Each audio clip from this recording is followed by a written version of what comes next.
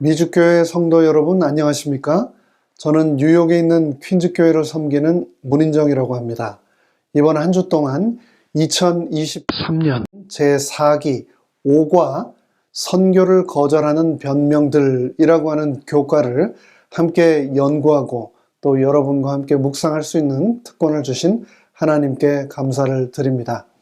부족한 제가 이번 한 주간 교과 묵상의 시간을 함께 할 때에 성령님께서 준비하시는 저뿐만 아니라 이 시간 함께 하시는 모든 성도님들에게도 큰 영감과 감동 또 은혜 주시기를 간절히 바랍니다.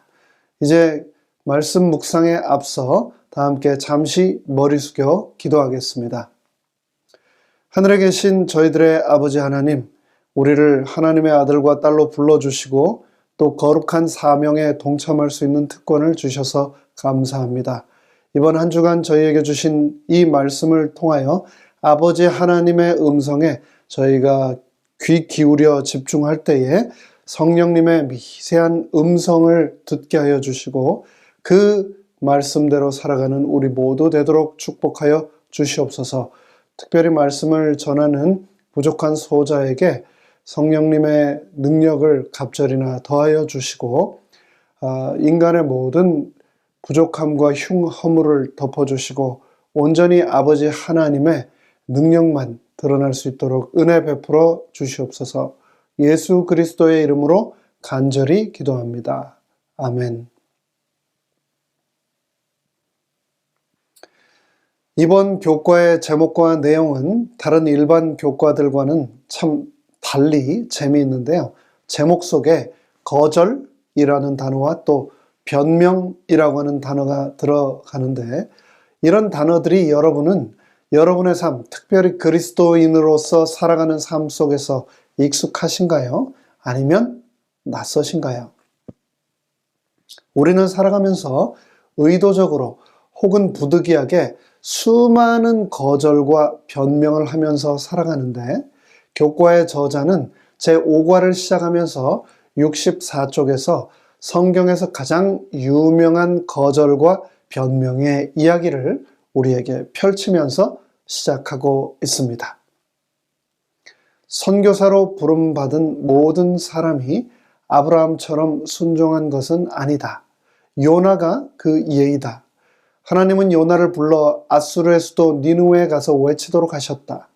오늘날 이라크에 위치한 니느웨는 예루살렘에서 900km나 떨어진 도보로 한 달 정도 걸리는 거리에 있었다. 요나는 가기를 거부한 것만 아니라 심지어 반대 방향으로 도망쳤다. 요빠에 도착한 요나는 현재 스페인 남부로 추정되는 다시스로 가는 배편을 마련했다. 장장 3200km의 뱃길은 날씨에 따라 최소 한 달은 걸렸을 것이다. 아수르 왕에게 맞서고 싶지 않았던 요나는 니느웨에 도착하는 데 걸렸을 한 달을 반대로 도망치는 데 사용했다. 하나님의 사람 요나는 왜 그랬을까? 니느웨 사람들은 악독하고 잔인하기로 악명 높았고 이스라엘과 유다를 공격했던 사악한 민족이었다. 그럼에도 불구하고 하나님께서는 요나를 부르셔서 니느웨로 가서 그 큰 악에 대해 외치도록 하셨다. 이 장의 표현은 창세기 18장 20절 21절에서 하나님께서 아브라함에게 소돔과 고모라에 관해 사용하신 표현과 매우 유사하다. 그러나 요나의 반응은 아브라함과 사뭇 달랐다. 사명을 피하기 위해 변명을 만들어내는 요나의 태도에서 우리는 무엇을 배울 수 있는가?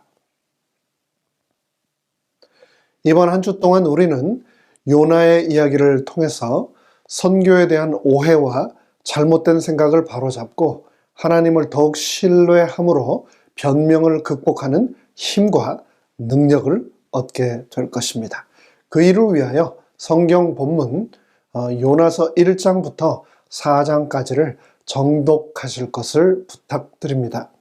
요나서를 읽어보신 분들은 누구나 이런 질문을 해보셨을 겁니다. 요나가 도대체 왜 하나님께서 주신 사명을 피했을까? 그 이유가 무엇이었을까? 라고 말입니다.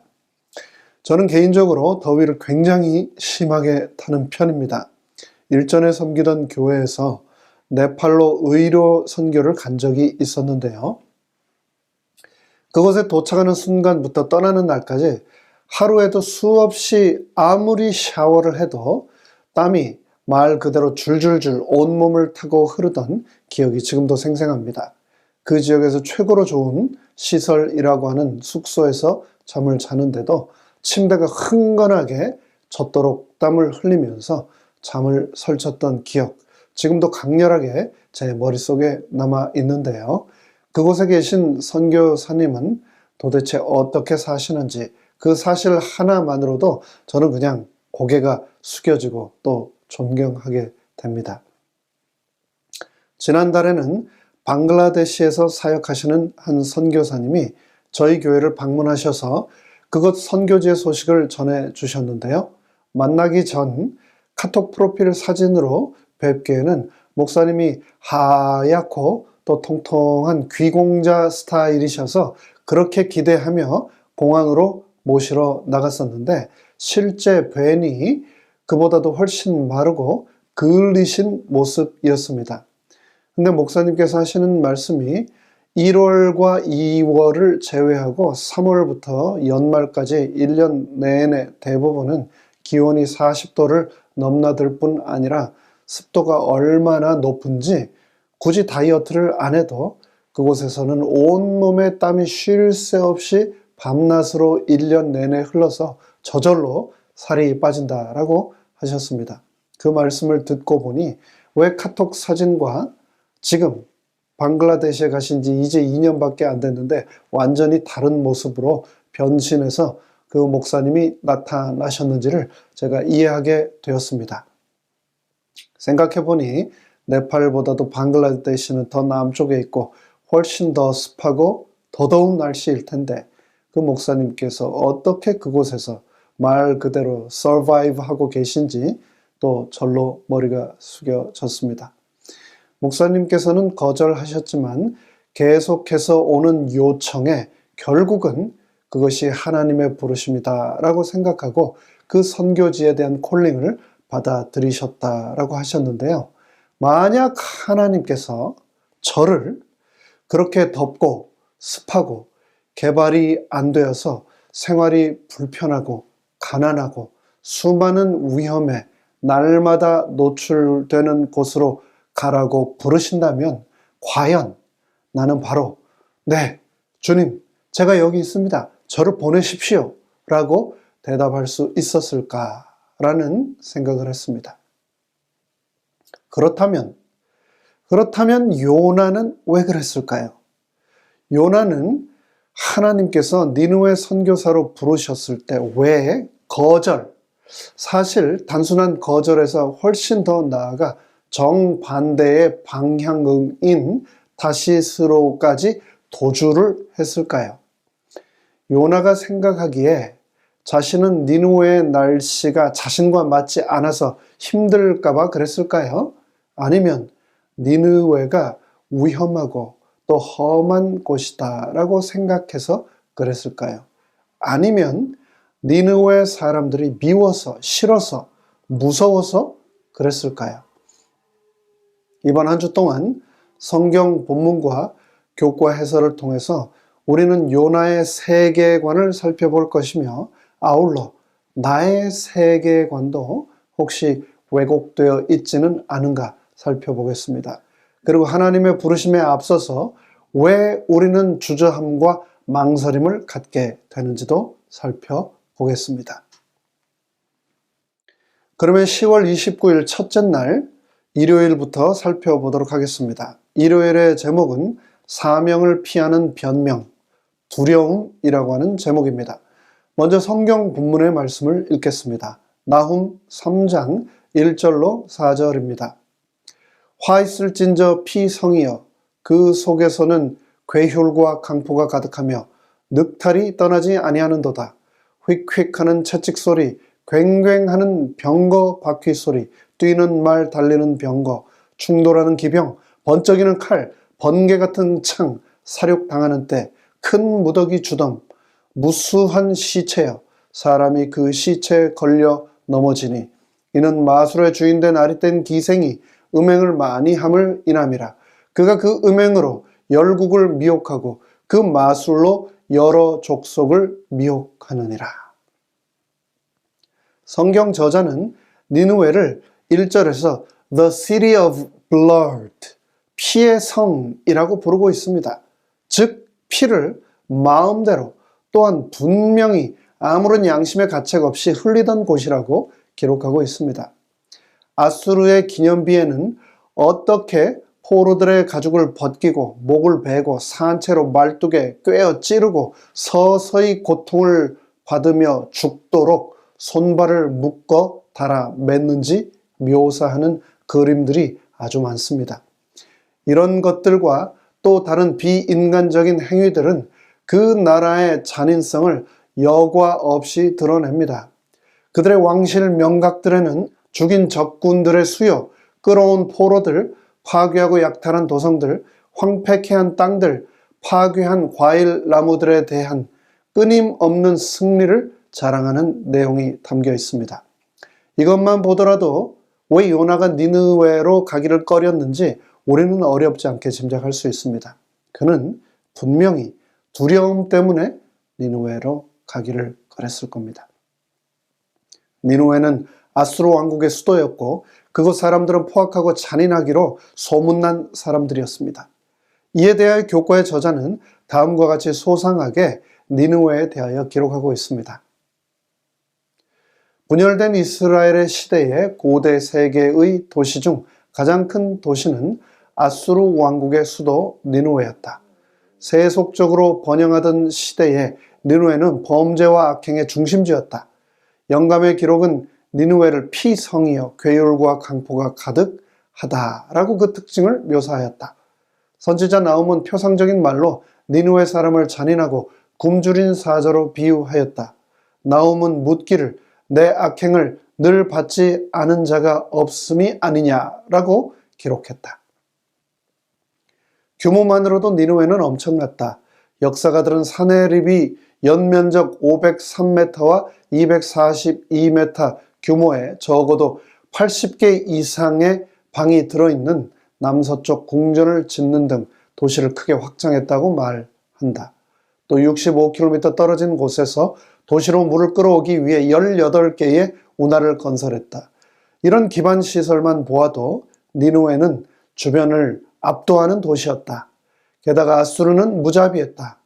사네립은 바벨론 정복에 대한 기록에서 남녀노소 주민의 시체로 거리를 가득 채웠다고 자랑했다. 발굴 과정에서 발견된 구조 조각에는 병사들이 희생자를 찔러 죽이는 장면이 묘사되어 있다. 아수르인들은 그저 마주치고 싶지 않은 정도가 아니라 자신의 적을 향해 꺼리낌이 없이 무자비하고 잔인하게 폭력을 사용하는 사람들이었다. 분명히 요나는 니느웨의 수많은 사람 사이를 걸어야 한다는 생각만으로도 두려움에 사로잡혔을 것이다. 지난 10월 7일 시작된 이스라엘과 하마스 간의 전쟁 소식이 지구촌을 뜨겁게 달구고 있습니다. 그리고 그 뉴스를 통해서 그 지역 사람들이 얼마나 잔인하고 무자비한지를 다시 한번 소상하게 알게 되었습니다. 여성과 노인, 외국인을 불문하고 포로로 잡아갈 뿐 아니라 곳곳에 어린 아이들조차도 목이 잘린 채 버려진 시신들이 즐비하니 그 광경이 너무나 처참할 뿐입니다. 21세기 최첨단 문명의 시대라는 지금 벌어지는 전쟁이 이 정도인데 과거 요나 시절의 전쟁은 얼마나 더 잔인하고 무서웠을까요? 생각만 해도 온몸에 소름이 돋지 않으십니까? 그런데 이런 모든 사실을 알고 또 평생을 온몸으로 아수르 사람들을 겪고 온 요나에게 이런 하나님의 부르심은 오늘날 더위 잘 타는 저 같은 사람의 더운 지역, 나라로의 선교사로의 부르심과는 차원이 다른 생존의 문제와 직결된 사안이었을 것입니다. 그것을 우리가 전제로 할 경우 요나를 막연히 책임감 없고 비겁한 사람으로만 취급할 수 없지 않을까요? 그도 나름 선지자였고 하나님의 부르심의 사명을 평생 수행하던 사람이었습니다. 그리고 하나님의 부르심을 나름 진지하게 고민하고 무게 있게 받아들였을 겁니다. 그럼에도 불구하고 그 현실이 얼마나 급박하고 위험했으면 그런 결정을 할 수밖에 없었을까라는 생각도 들지 않으십니까? 제가 아는 여러 동료 또 선후배 목사님들도 소위 분쟁 지역이라는 여러 위험한 나라들과 특별히 이슬람 국가들의 선교사로 나가 계신 분들이 계신데요. 그런 분들의 파송 소식과 현지에서의 활동 뉴스들을 전해 들으면서 이곳 미국에서 살아가는데도 불구하고 제 마음이 그분들 생각을 하면 늘 조마조마하고 그분들의 안전이 염려되곤 합니다. 그분들은 과연 어떻게 그런 위험에도 불구하고 그런 부르심에 순종하여 그곳으로 나아갈 수 있었을까요? 그것은 바로 믿음과 순종이라고 하는 단어에서만 답을 찾을 수 있지 않을까 싶습니다. 그런 의미에서 믿음이란 참된 그리스도인의 삶에서 결국 우리 인생의 크고 작은 두려움을 순종으로 극복해 나가는 여정이라고도 볼 수 있겠습니다. 이제 오늘 교과 해설을 마치면서 한 번쯤 들어보셨을 만한 이야기를 다시 한번 드리겠습니다. 어떤 사람이 공동묘지를 넘어 막 마을로 내려가려고 하다가 너무나 밝은 얼굴로 그곳에서 뛰어노는 꼬마를 만났다고 합니다. 그 사람이 그 아이가 너무나 신기해서 이렇게 물었다지요. 얘야, 공동묘지 너는 무섭지 않니? 이렇게 묻자 꼬마는 아니요 라고 하면서 오히려 이상하다던 듯 쳐다봤답니다. 그러자 행인이 다시 물었습니다. 왜 무섭지 않지? 라고 묻자 꼬마는 활짝 웃으며 말했습니다. 우리 아빠가 이 묘지 관리인이시거든요. 그렇습니다. 이 아이처럼 하나님을 인생의 주인으로 삼는, 내 인생의 관리인으로 삼는 사람은 어떤 상황에서도 두려워하지 않게 될 겁니다. 그 대상이 수천 년 전 피해 도성 니누에, 아수르의 무자비한 군인이든지 아니면 오늘날을 살아가는 내 삶의 매 순간 숨통을 조여오는 경제적 궁핍이든지 아니면 내 육신의 질병이든지 아니면 가족이나 지인들과의 관계의 문제든지 그것이 무엇이든지 우리는 두렵지 않게 될 것입니다. 이사야 41장 10절에서 하나님은 분명히 말씀하셨습니다. 두려워하지 말라. 내가 너와 함께함이라. 놀라지 말라. 내가 바로 너의 하나님이다. 내가 너를 굳세게 하리라. 참으로 너를 도와주리라. 참으로 나의 의로운 오른손으로 너를 붙들어 주리라. 라고 말입니다. 하나님의 의로운 오른손이 오늘도 여러분과 동행하시기를 간절히 바라며 일요일 첫째 날 말씀 묵상을 마칩니다. 함께 머리 숙여 기도하겠습니다. 하늘에 계신 저희들의 아버지 하나님, 이 세상 정말 두려운 것들이 날마다 우리의 삶을 밀고 날마다 들어옵니다. 하지만 두려워하지 말고 놀라지 말라고 하시면서 하나님의 오른팔로 오른손으로 굳게 나를 지켜주시겠다고 한 그 약속을 오늘도 우리가 가슴에 품고 새기며 살아가는 저희가 되도록 축복하여 주시옵기를 예수님의 이름으로 간절히 기도합니다. 아멘.